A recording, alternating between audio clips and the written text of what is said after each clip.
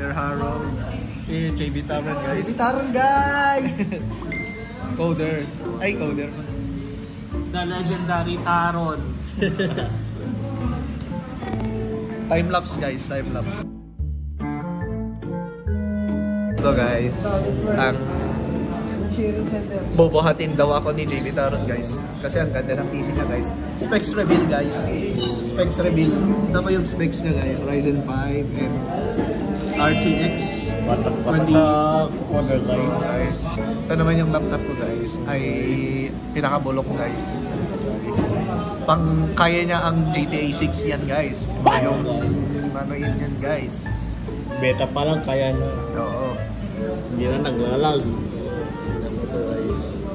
Ito ang pinakamatagal sa lahat. So guys, babay na. Siya guys, nag-install kami ng operating system. Hey! Ito guys, yung laptop ko. Ito guys, naglalag! Naglalag yung laptop ko guys. Pati yung laptop niya, yes, kahit ano. Ay, pataas yung spec niya. Ano masasabi mo sa laptop ni Jess? Bolok. Ay, layon! Tingnan mo itong GPU ko, 250 sa kanya. 450. 450? Oo. 4050. 4050. Sa akin, 2050 lang. Anong Ryzen sa kanya? Anong Ryzen? Ryzen 5 na. Hindi, sa kanya yung Jess. 5? Shout out si Jess. Shout out kay Jess. Interview.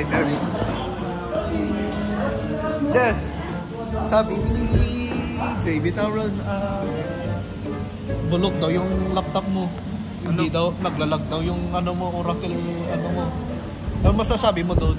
Pre, tignan mo, gumagana. Sabi niya, ano, naka-partida, naka 40-50 ka na daw sa kanya, 20-50 lang sa kanya. Ba't ako, problema yung laptop niya, ba't ako, nadamay. May sarili. Si Paul naman, ay si Lucky. Yo, what's up? How's your specs reveal? What's your specification reveal? Specs reveal. Oh, lagging.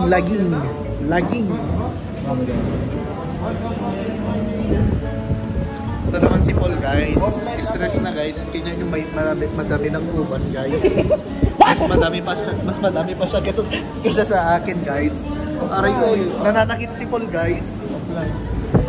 Ayun guys, specs ni JB Taron. Ito guys. Kapag din ito, pag-download ako. Dede ni, nagdalaro din, di ba? Kita nga gamit si Kataro.